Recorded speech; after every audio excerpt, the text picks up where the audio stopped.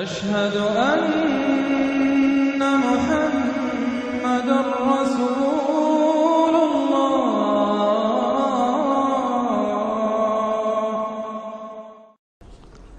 اعوذ باللہ من الشیطان الرجیم. بسم اللہ الرحمن الرحیم. یا ایھا النبی اذا طلقتم النساء فطلقوهن لعدتهن واحصوا العدة واتقوا الله ربكم لا تخرجوهن من بيوتهن ولا يخرجن الا ان ياتين بفاحشة مبينة وتلك حدود الله ومن يتعد حدود الله فقد ظلم نفسه لا تدری لعل اللہ یحدث بعد ذلك امرا. صدق اللہ العظیم.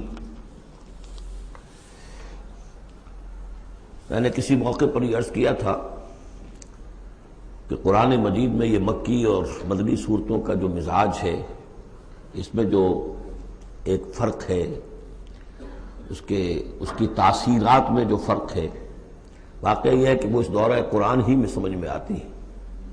ورنہ آدمی جب پڑھتا ہے، تھوڑا تھوڑا کرتا ہوا پڑھتا ہے، تو وہ ساری چیزیں اس تیزی کے ساتھ، اس سیکوینس کے ساتھ سامنے نہیں آتی. بہرحال مکی قرآن کی اپنی ایک شان ہے، مدنی صورتوں کا اپنا ایک رنگ ہے. اس کو میں نے تعبیر کیا تھا کہ دو جنتیں ہیں قرآن میں، جنتان. ایک مکی جنت ہے، ایک مدنی جنت ہے. تو ہم مدنی جنت کی سیر کر رہے ہیں. 8 صورتیں ہم پڑھ چکے ہیں. اب جو آخری 2 صورتیں رہ گئی ہیں اس گلدستے کی، یہ دونوں نہایت حسین جوڑے کی شکل میں ہیں. یہاں جو علامت ہے جوڑا ہونے کی، وہ پہلے تو ایک ہے ظاہری. دونوں صورتیں شروع ہوں گی، سورہ طلاق بھی، سورہ تحریم بھی، یا ایھا النبی، یا ایھا النبی. دوسری یہ کہ دونوں کا موضوع جو ہے وہ اسلام کا معاشرتی نظام ہے. اسلام کا معاشرتی نظام اور خاص طور پر آئلی نظام، آپ کو معلوم ہے اس کی اتنی اہمیت ہے کہ سورہ بقرہ سے بات شروع ہوئی، 4 رکوع وہاں پر مفصل انہی موضوعات پر آئے. پھر سورہ نساء میں مفصل بحثیں آئیں. پھر یہ کہ سورہ نور میں، سورہ احزاب میں، پھر مجادلہ میں ہم نے دیکھا کہ ایک مسئلہ آ گیا زہار کا. اور اب یہاں پر 2 صورتیں مکمل آ رہی ہیں اس 10 صورتوں کے مجموعے میں بھی.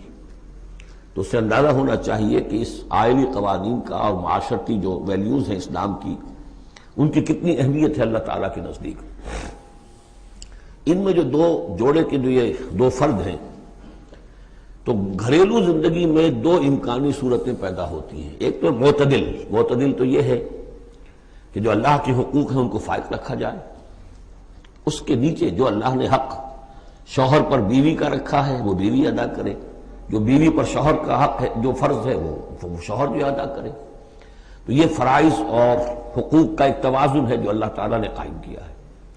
اگر یہ توازن خوبصورتی سے چل رہا ہے، حدود اللہ جو ہیں وہ ٹوٹ نہیں رہی ہیں، کہیں اس میں کوئی رخنا پیدا نہیں ہو رہا ہے، شوہر بھی بیوی بھی اپنے فرائض دینی کو ادا کرنے میں لگے ہوئے ہیں، چاہے ان میں ہائر لیول پر جا کر تھوڑا سا فرق ہو جاتا ہے. جو عام زندگی ہے اس میں کوئی فرق نہیں ہے. نماز عورت کو بھی پڑھنی ہے، مرد کو بھی پڑھنی ہے. زکوٰۃ مرد کو بھی دینی ہے، عورت کو بھی دینی ہے. روزہ عورت کو بھی رکھنا ہے، مرد کو بھی رکھنا ہے. حج جو ہے وہ فرض ہے. اس کے بعد دعوت و تبلیغ میں آگے تھوڑا سا فرق ہو جائے گا کہ عورتوں کا دائرہ محدود ہو جائے گا. وہ مردوں میں جا کے دعوت و تبلیغ نہیں کریں گی، خواتین میں کریں یا اپنے محرم مردوں میں کریں، لیکن فرضیت قائم رہتی ہے. اور اس سے اوپر جا کر تیسرے لیول پر اور ذرا بالواسطہ ان کا معاملہ ہو جاتا ہے. مردوں کے ذریعے سے وہ اقامت دین کی جو میدان کے اندر معاملے ہیں، جنگیں ہیں اور میدان میں جا کر مقابلے ہیں، وہاں ان کا جو رول ہے وہ بالواسطہ ہو جائے گا. ان کے بیٹے، ان کے بھائی، ان کے شوہروں کو زیادہ سے زیادہ وہ آزادی دیں، انہیں ریلیو کریں اپنے بوجھ سے. اولاد کی پرورش کا بھی سارا بوجھ اپنے اوپر لے لیں. شوہر کا حصہ جو ہے وہ بھی خود ادا کریں تاکہ شوہر یکسو ہو کر اپنا زیادہ سے زیادہ وقت جو ہے اقامت دین کی جد و جہد میں لگا سکے. تو یہ تو ہے نارمل جو چاہیے. اب اب نارملٹی یا ادھر ہوگی یا ادھر ہوگی. ایک طرف کو ہوئی، فرض کیجئے لیفٹ کی طرف ہو گئی. اس کی معنی کیا ہے کہ مزاج نہیں مل رہا، ہر وقت کی چک چک ہے، خام خواہ جو ہے گھر جو ہے اس کے اندر اختلاف ہی اختلاف ہے، ہر وقت کی لڑائی چل رہی ہے. تو اس سے بہتر ہے طلاق ہو جائے. وہ ہے طلاق، سورہ طلاق، کہ خام خواہ اس قسم کے مسئلوں میں. لیکن یہ کہ طلاق جو آخری شکل ہے اس کے کچھ حدود ہیں، قیود ہیں، ضوابط ہیں، قواعد ہیں، قوانین ہیں، ان کی پوری پابندی ہو. جیسا کہ سورہ نساء میں ہم دیکھ چکے ہیں کہ اگر وہ علیحدہ ہو جائیں تو اللہ دونوں کو غنی کر دے گا، اس کو بھی اور اس کو بھی، اس کے لیے بھی کوئی بہتر شوہر کے لیے بہتر کوئی بیوی عطا کر دے گا اور اس بیوی کو کوئی شوہر بہتر عطا کر دے گا۔ ایک دوسری انتہا یہ ہوتی ہے کہ شوہر اپنی بیویوں کی اتنی دلجوئی کرے، اتنی ان کی جو ہے پیمپرنگ جس کو کہتے ہیں کرے، کہ اس میں حدود اللہ بھی ختم ہو جائیں، شریعت کے تقاضے بھی ختم ہو جائیں، شریعت کے احکام بھی کہیں جو ہے پامال ہو جائیں۔ سب سے بڑھ کر یہ کہ جو اپنے فرائض ہیں، دعوت و اقامت دین کی جد و جہد کو ان کو ادا نہ کر سکے، تو اہل و عیال کا اتنا لحاظ، یہ غلط ہے۔ تو دو انتہاؤں کو یہاں پر لیا گیا ہے۔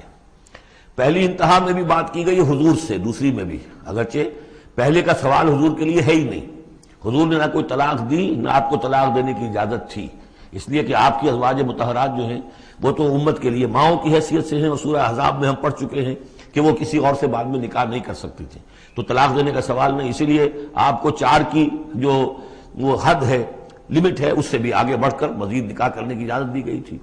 بہرحال یہ رب دیکھ لیجئے گا۔ اب آنکھیں ہم چلتے ہیں، وقت کی کمی کے پیش نظر زیادہ تمہید میں وقت نہیں لینا چاہتا۔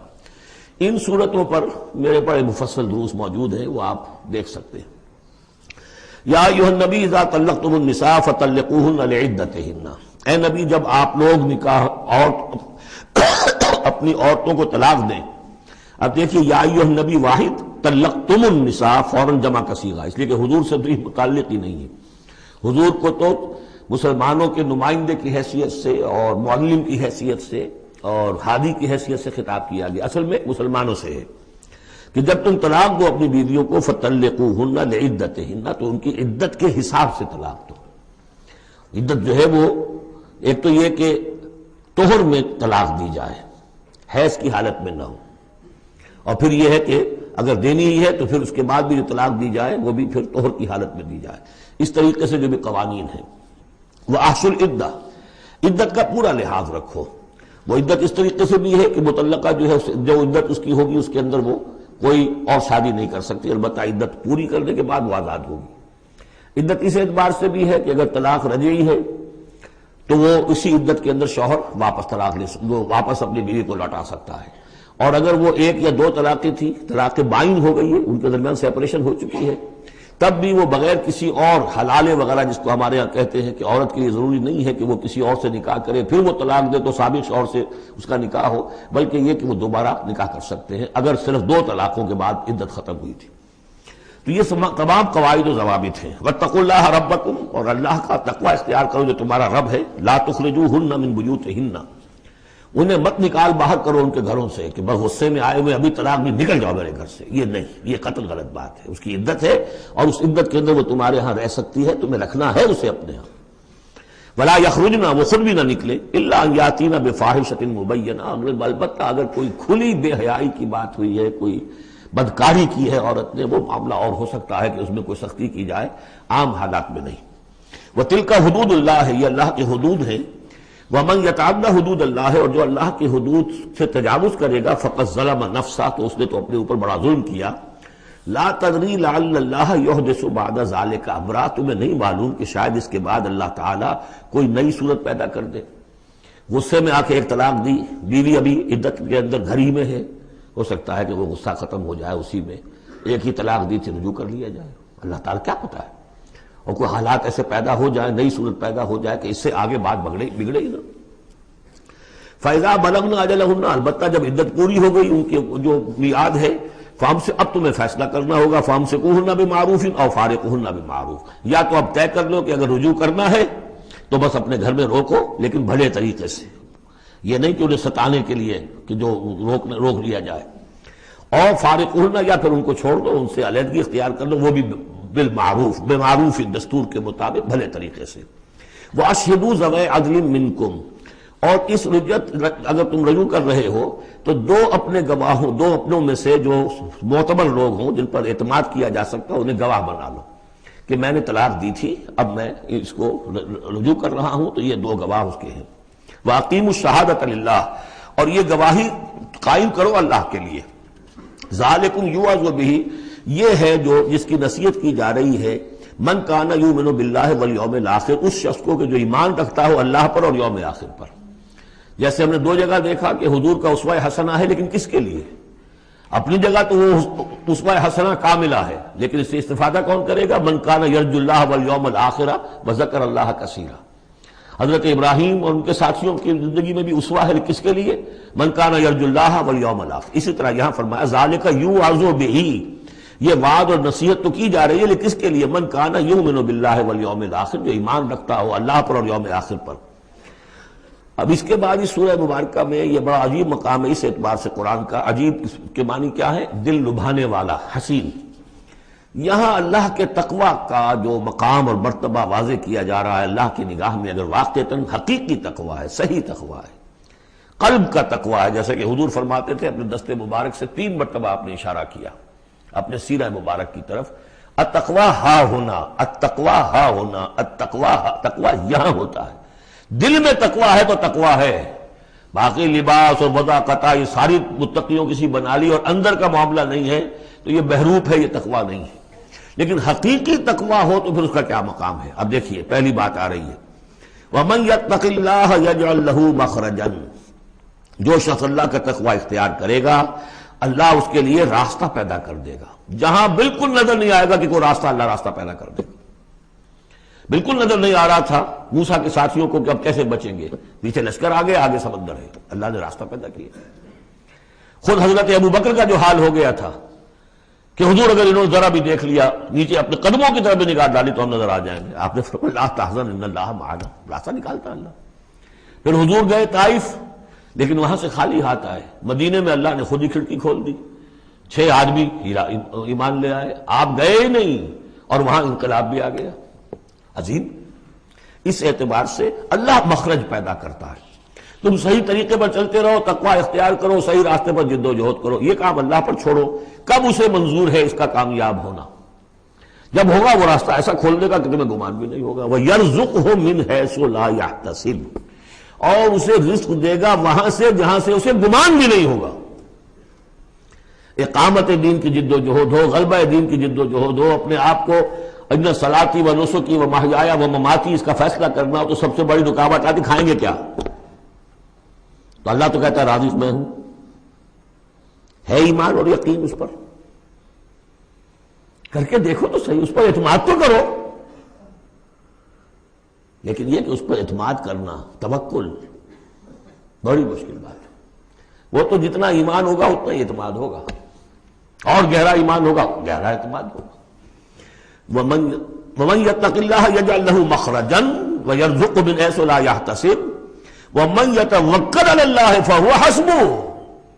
یہ تو ابھی تقوی والے کی بات ہے کہ وہ وہاں سے رزق دے گا جہاں سے اسے ملے گا بھی نہیں، اور جس نے اللہ پر توکل کر لیا تو وہ اس کے لیے بہت کافی ہو جائے گا۔ توکل کر کے تو دیکھو، حسبہ وہ اس کے لیے کافی ہے۔ یہاں تک فرمایا ہے حدیث قدسی میں، حدیث میں من کان فی حاجت اخیہ کان اللہ فی حاجتہ، اگر کوئی مسلمان اپنے کسی بھائی کی ضرورت پوری کرنے میں لگ رہا ہے، اپنا وقت صرف کر رہا ہے، اللہ اس کی ضرورت پوری کرنی شروع کر دیتا ہے۔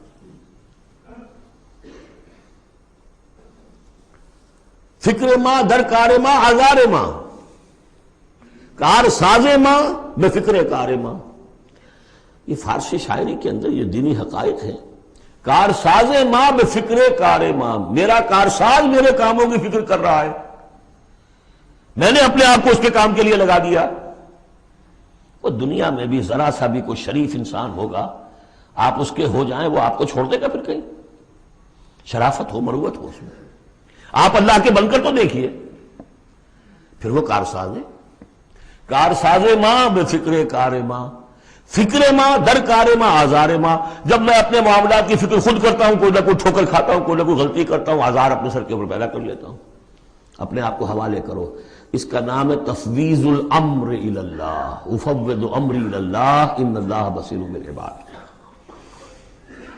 ان اللہ بالغ امرہ، اللہ تعالیٰ تو اپنا معاملہ تو پورا کر کے ہی رہتا ہے، وہ تو دین کو غالب کرنا ہے، کرنا ہی ہے، کون اس کے اندر نفع کما گیا کون محروم رہ گیا یہ ان کی قسمت ہے۔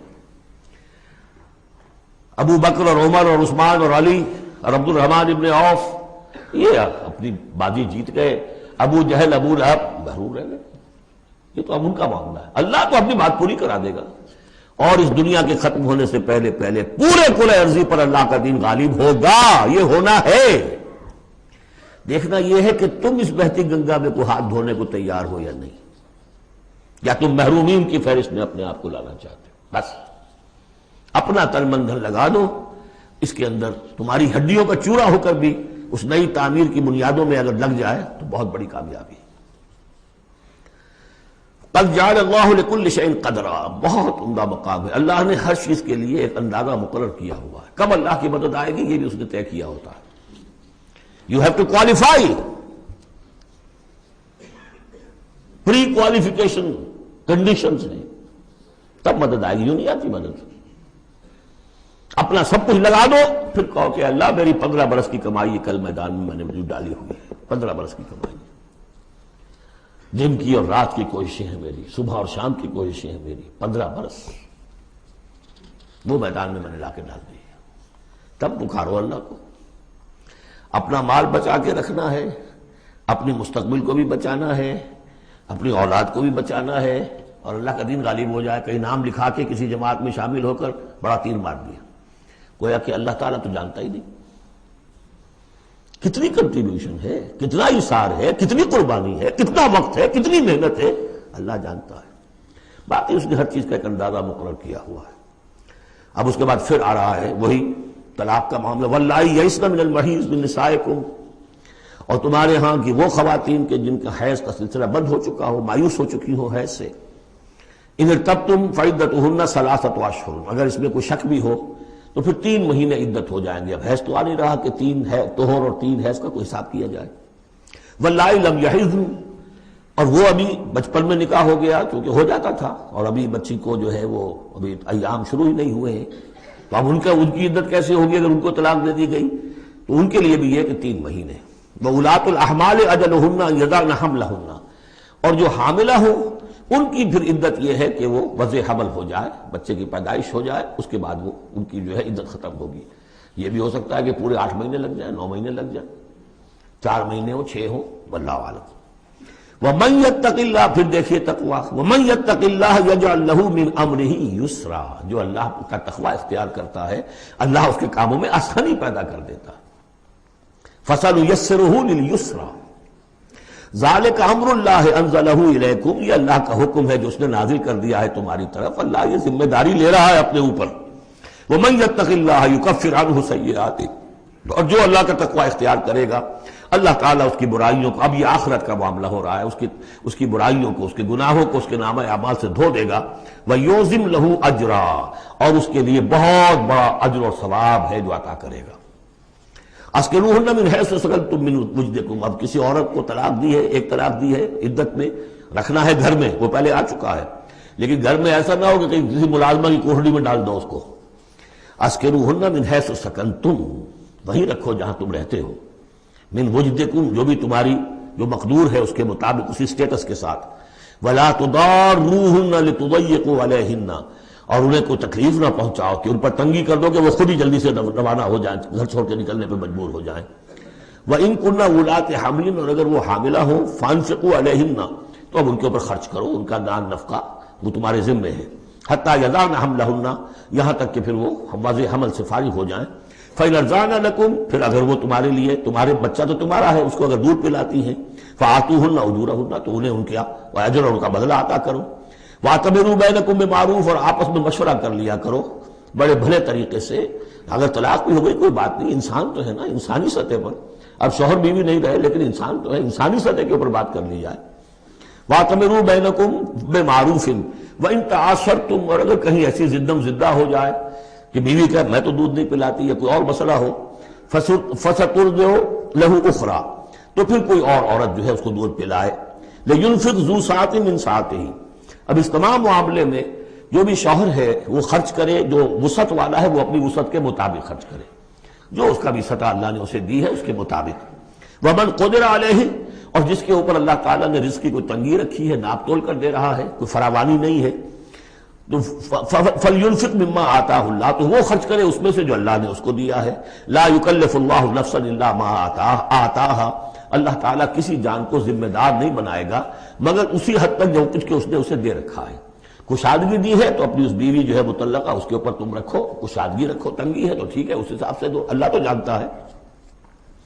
سَيَجْعَلُ اللَّهُ بَعْدَ عُسْرٍ يُسْرًا، یقیناً اللہ تعالیٰ جو ہے اس کے لیے سختی کے بعد آسانی بھی پیدا کر دے گا۔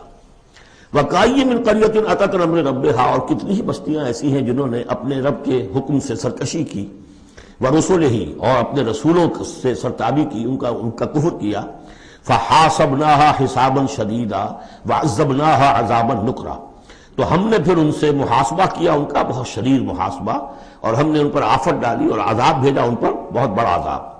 فَذَاقَتْ وَبَالَ أَمْرِهَا، پھر ان بستیوں نے اپنے معاملے کی پوری سزا جو ہے بھگت لی۔ وَكَانَ عَاقِبَةُ أَمْرِهَا خُسْرًا، اور یقیناً جو ابھی عاقبت والا معاملہ آنے والا ہے، ان کے معاملے کا جو ابھی عاقبت ہے وہ تو پھر بڑے ہی ٹوٹے والا معاملہ ہے۔ أَعَدَّ اللَّهُ لَهُمْ عَذَابًا شَدِيدًا، اللہ تعالیٰ نے ان کے لیے بڑے شدید عذاب کو تیار کیا ہوا۔ فَاتَّقُوا اللَّهَ يَا أُولِي الْأَلْبَابِ، تو اے ہوش مندو اللہ کا تقوی اختیار کرو، وہی تقوی جس کے اوپر 4 مختلف طور سے بات ہو چکی ہے۔ الذین آمنوا، اے وہ ہوش مندو جو ایمان بھی لے آئے ہو، اللہ کا تقوی اختیار کرو۔ قد انزل اللہ الیکم ذکرا، اللہ نے تمہاری طرف ذکر نازل کر دیا ہے۔ یہ آیت بڑی اہم ہے، ذکر کی آگے وضاحت آ رہی۔ ذکر سے مراد کیا ہے؟ رسولا یتلو علیکم آیات اللہ مبینات لیخرج الذین آمنوا وعملوا الصالحات من الظلمات الی النور، رسول کہ جو پڑھ رہا ہے آیات اللہ کی تم پر، تمہیں سنا رہا ہے، اور وہ آیات بینات ہیں تاکہ نکالے وہ تمہیں، ان لوگوں کو جو ایمان لائے اور جنہوں نے نیک عمل کیے، اندھیروں سے نور کی طرف۔ تو ذکرہ، قد انزلنا الیکم ذکرہ، اور ذکرہ کی وضاحت رسولا یتلو علیکم آیات اللہ مبینات، یہی بات پھر آگے جا کے سورہ بینہ میں آئے گی، ابھی صرف نوٹ کر لیجئے، پھر جا کر بات پوری واضح وہاں ہوگی۔ وَمَن يُؤْمِن بِاللَّهِ وَيَعْمَلْ صَالِحًا يُدْخِلْهُ جَنَّاتٍ تَجْرِي مِن تَحْتِهَا الْأَنْهَارُ خَالِدِينَ فِيهَا أَبَدًا، اور جو کوئی اللہ پر ایمان رکھتا ہے اور نیک عمل کرتا ہے، اور نیک عمل سے مراد ایمان کے جملہ تقاضے ہیں۔ اب نیک عمل جب مکے میں جب تک تھے حضور، نیک عمل کیا تھا؟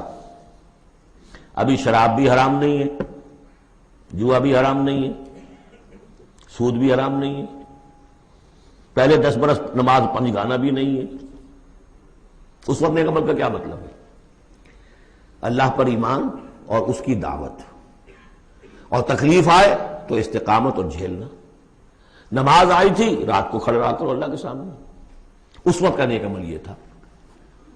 اب جیسے جیسے آیا مدینے میں آ گئے، اب جہاد ہے، قتال ہے، انفاق ہے، مال خرچ کرو، اب روزہ بھی فرض کیا گیا، اب نماز پنج گانا بھی جو ہے 2 سال پہلے ہو چکی ہے، اب تمہارے اوپر زکوٰۃ بھی ایک نصاب کے حساب سے آ گئی ہے، عشر بھی آ گیا ہے، اب یہ ہے۔ تو جس وقت دین کا جو تقاضا ہے وہ پورا کرنا، جملہ تقاضے وہ عمل صالح ہے۔ ہمارا تصور یہ ہوتا ہے جہاں قرآن میں عمل صالح آیا، نماز، روزہ، ذکر، یہ اذکار، یہ ہمارے ذہن میں آتا ہے، ہم اس کو پڑھتے ہیں اپنے ذہن میں صرف ان چیزوں کے حوالے سے، جبکہ عمل، جدوجہد، محنت، وہ ہر جگہ جو حکم ہے جس وقت کا حکم ہے۔ وَمَن يُؤْمِن بِاللَّهِ وَيَعْمَلْ صَالِحًا يُدْخِلْهُ جَنَّاتٍ تَجْرِي مِن تَحْتِهَا الْأَنْهَارُ خَالِدِينَ فِيهَا أَبَدًا، وہ داخل کرے گا ان باغات میں جن کے نیچے ندیاں بہتی ہوں گی، اور اس میں وہ رہیں گے ہمیشہ ہمیش، ابدا۔ قد احسن اللہ لہ رزقا، اللہ تعالیٰ نے اس کے لیے بڑا عمدہ رزق فراہم کیا ہے۔